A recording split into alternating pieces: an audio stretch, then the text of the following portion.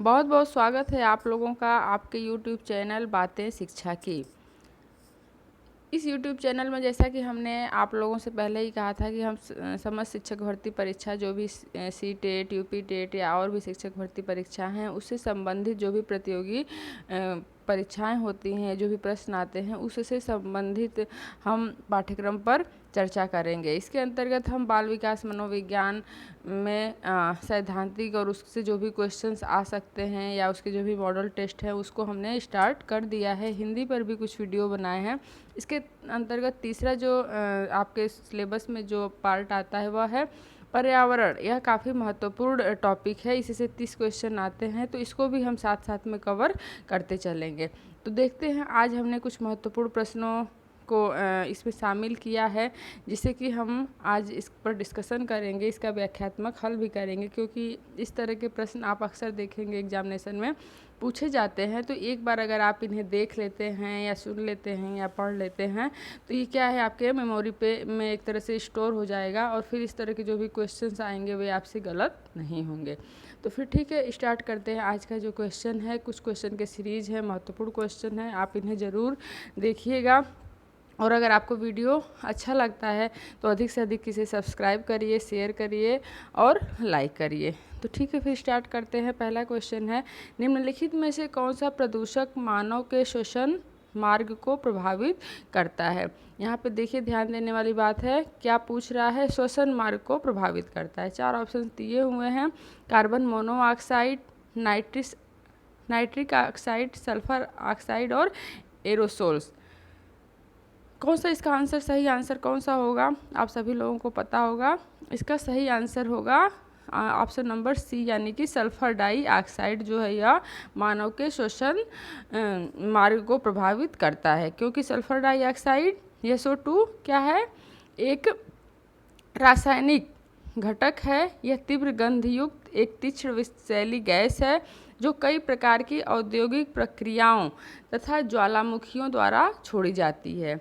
यह मानव के श्वसन मार्ग को प्रभावित करती है और फेफड़ों की बीमारी पैदा करती है। यह धुंध, कोहरे, अम्लीय वर्षा के लिए भी उत्तरदायी होती है। तो ठीक है, फिर right answer is sulphur dioxide श्वसन मार्ग को प्रभावित करती है। ठीक है, नेक्स्ट क्वेश्चन पे हम चलते हैं। क्वेश्चन नंबर 2 है, यह है, निम्नलिखित में से कौन सी प्रदूषित करने वाली वस्तु परिवहन क्षेत्र से उत्सर्जित नहीं की जाती है।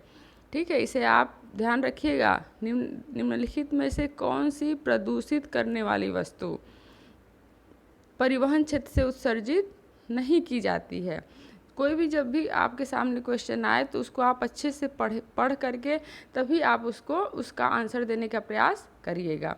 ठीक है, 4 ऑप्शंस दिए हुए हैं इसमें, oxide of nitrogen, chlorofluorocarbons, carbon monoxide और पॉली एरोमेटिक हाइड्रोकार्बन्स। ठीक है, तो यहाँ पे बात की जा रही कौन सी वस्तु, निम्नलिखित में से कौन सी प्रदूषित करने वाली वस्तु परिवहन क्षेत्र से उत्सर्जित नहीं की जाती है। तो कौन सा ऑप्शन सही होगा, ऑप्शन नंबर 2, क्लोरोफ्लोरोकार्बन्स, क्योंकि प्रदूषणकारी गैस क्लोरोफ्लोरोकार्बन का उत्सर्जन परिवहन क्षेत्र से नहीं होता है। इसका उत्सर्जन कहाँ से होता है, इस गैस का प्रयोग रेफ्रिजरेटर, एयर कंडीशन, प्रणोदक, एयरसोल अनुप्रयोग में और विलायक के तौर पर व्यापक रूप से किया जाता है। ठीक है, तो इस तरह से इसका क्वेश्चन, एक और क्वेश्चन आ सकता है कि रेफ्रिजरेटर, एयर कंडीशन में प्रयोग की जाने वाली गैस कौन सी है, तो आप उस पर कौन सा ऑप्शन लगाएंगे, आप लगाएंगे क्लोरोफ्लोरोकार्बन। ठीक है, नेक्स्ट क्वेश्चन पे हम आते हैं। क्वेश्चन नंबर 3,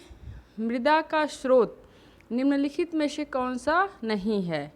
ठीक है, मृदा का स्रोत निम्नलिखित में से कौन सा नहीं। 4 ऑप्शन दिए हुए हैं, परिवहन क्षेत्र, कृषि क्षेत्र, तापीय ऊर्जा संयंत्र और हाइड्रो पावर प्लांट्स। कौन सा नहीं है, क्योंकि परिवहन क्षेत्र है ही, कृषि क्षेत्र से भी मृदा प्रदूषण होता है, तापीय ऊर्जा संयंत्र से भी होता है। तो इसमें कौन सा आंसर सही होगा, यानी option number D, hydro power plants. Hydro power plants जो है वह मृदा प्रदूषण के स्रोत नहीं हैं, क्योंकि जल विद्युत परियोजना में गिरते हुए या बहते हुए जल की ऊर्जा से विद्युत उत्पन्न की जाती है। यह ऊर्जा का एक नवीनीकरण स्रोत तथा दुर्लभ ईंधन संसाधनों की रक्षा करता है। यह प्रदूषण रहित है, इसलिए पर्यावरण अनुकूलन है। इससे किसी प्रकार का मृदा में प्रदूषण नहीं होता है। ठीक है, नेक्स्ट क्वेश्चन पे हम आते हैं। निम्नलिखित में से कौन सी प्राकृतिक आपदा नहीं है? 4 ऑप्शन दिए हुए हैं।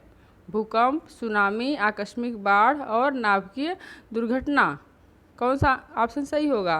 भूकंप प्राकृतिक आपदा है, सुनामी भी है और आकस्मिक बाढ़ भी है। यानी नाभिकीय दुर्घटना जो है यह प्राकृतिक आपदा नहीं है, क्योंकि प्राकृतिक आपदा के अंतर्गत भूकंप, सुनामी, आकस्मिक बाढ़, हिमस्खलन, ज्वालामुखी विस्फोट, ओलावृष्टि, चक्रवाती तूफान आदि को शामिल किया जाता है। जबकि नाभिकीय दुर्घटना यह एक प्राकृतिक आपदा नहीं है, बल्कि यह जो है विभिन्न रासायनिक घटनाओं से हो सकता है।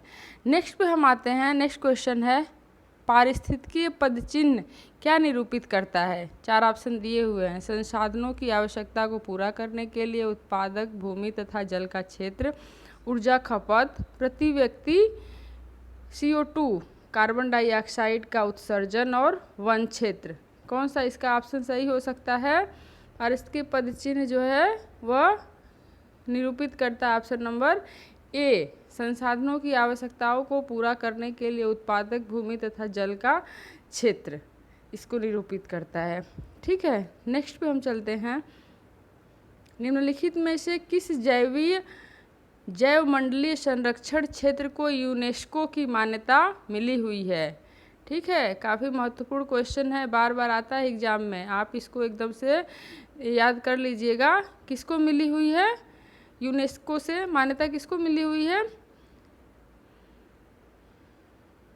Option number D, greater Nicobar. ठीक है, ग्रेटर निकोबार को वर्ष 2013 में यूनेस्को की जैवमंडलीय संरक्षण क्षेत्र के रूप में मान्यता प्राप्त हुई है। यूनेस्को से मान्यता प्राप्त अन्य क्षेत्र कौन कौन से हैं, इनको भी ध्यान में रख लीजिएगा या नोट कर लीजिएगा या कहीं से पढ़ लीजिएगा। इसमें है नीलगिरी, मन्नार की खाड़ी, सुंदरवन, नंदा देवी, नोकरेक, पंचमढ़ी, सिमलीपाल तथा अचानक कमार अमरकंटा। ठीक है, नेक्स्ट पे हम आते हैं।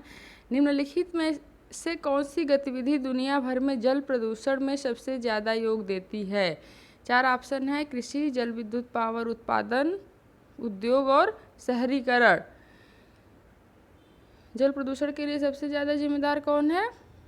ए, ऑप्शन नंबर ए, कृषि, क्योंकि कृषि क्षेत्र की गतिविधि दुनिया भर में जल प्रदूषण को सबसे ज़्यादा योग देती है। कृषि बहिस्राव जल प्रदूषण का एक प्रमुख कारण है। 3 रूपों में होता है। कौन कौन से रूप हैं इसके?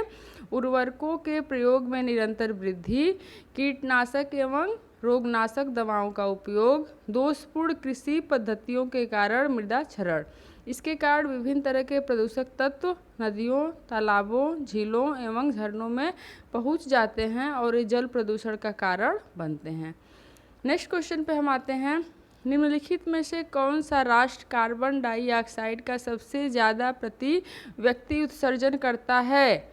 काफ़ी इम्पोर्टेंट क्वेश्चन है, 4 आंसर दिए हुए हैं। चीन, जापान, संयुक्त राज्य अमेरिका और भारत। हमारे ख्याल से आप सभी लोगों को पता होगा कौन करता है, तो संयुक्त राज्य अमेरिका करता है सबसे ज़्यादा प्रति व्यक्ति कार्बन डाइऑक्साइड का उत्सर्जन। 2010 के आंकड़ों के अनुसार संयुक्त राज्य अमेरिका 17.5 टन प्रति व्यक्ति कार्बन डाइऑक्साइड का उत्सर्जन किया था। ठीक है, नेक्स्ट क्वेश्चन पे हम आते हैं। Question number 9।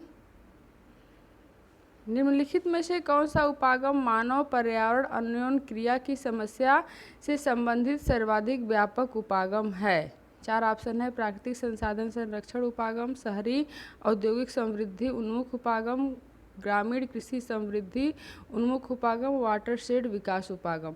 इसका कौन सा ऑप्शन सही होगा? इसका ऑप्शन सही होगा 4, वाटरशेड विकास उपागम। वाटरशेड विकास उपागम सूखा प्रवण क्षेत्र कार्यक्रम, मरुभूमि विकास कार्यक्रम, भूमि संसाधन विकास के समेकित बंजर भूमि विकास कार्यक्रम का संशोधित कार्यक्रम है। इसके परिणाम स्वरूप मृदा ह्रास पर रोक लगती है, प्राकृतिक वनस्पति का पुनर्सृजन होता है, वर्षा जल एकत्रीकरण होता है, भूजल में बढ़ोतरी होती है, बहुफसलें लगाने और कृषि आधारित कार्यकलाप चलाने में मदद मिलती है। ठीक है, नेक्स्ट क्वेश्चन पे हम आते हैं। क्वेश्चन, शहरी क्षेत्रों में प्रदूषणकारी गैस कार्बन मोनोऑक्साइड का प्रमुख स्रोत है। 4 ऑप्शन दिए हुए हैं, तापीय शक्ति क्षेत्र, परिवहन क्षेत्र, औद्योगिक क्षेत्र और घरेलू क्षेत्र। कौन सा ऑप्शन इसका सही होगा? ऑप्शन नंबर 2 परिवहन क्षेत्र, क्योंकि शहरी क्षेत्रों में प्रदूषणकारी गैस कार्बन मोनोऑक्साइड का प्रमुख क्षेत्र क्या है? परिवहन क्षेत्र है। यह रंगहीन गंधहीन गैस है, बहुत जहरीली है। परिवहन क्षेत्र के अलावा प्राकृतिक गैस, कोयला, लकड़ी जैसे ईंधन के अधूरे जलने से भी कार्बन मोनोऑक्साइड उत्पन्न होती है। नेक्स्ट क्वेश्चन में हम आते हैं। जापान में मिनीमाता आपदा किसके प्रदूषण के कारण हुई थी? 4 ऑप्शन दिए हुए हैं, सीसा, पारा, कैडमियम और जिंक। सही आंसर सब लोगों को पता होगा इसका, पारा। ठीक है, जापान में मिनीमाता आपदा पारा प्रदूषण के कारण हुई थी। यह बीमारी शरीर में पारा की अधिकता के कारण होती है। यह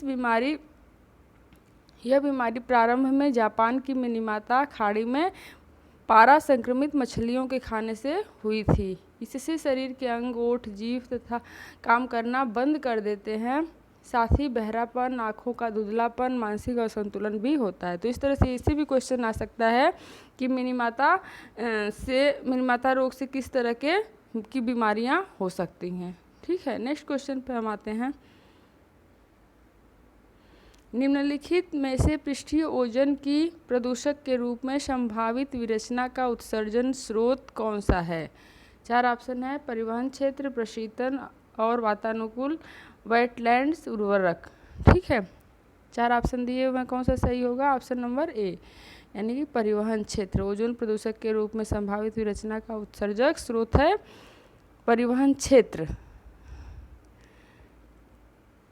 क्योंकि परिवहन क्षेत्र में ट्रकों, बसों, ऑटोमोबाइल, अन्य परिवहनीय साधनों के प्रदूषक स्रोतों में कार्बन मोनोऑक्साइड, नाइट्रोजन ऑक्साइड, वाष्पशील कार्बनिक यौगिक, हाइड्रोकार्बन शामिल होते हैं और सूर्य के प्रकाश के साथ यह रासायनिक क्रिया करते हैं। ठीक है, और ज़मीन स्तर पर ओजोन का निर्माण करते हैं।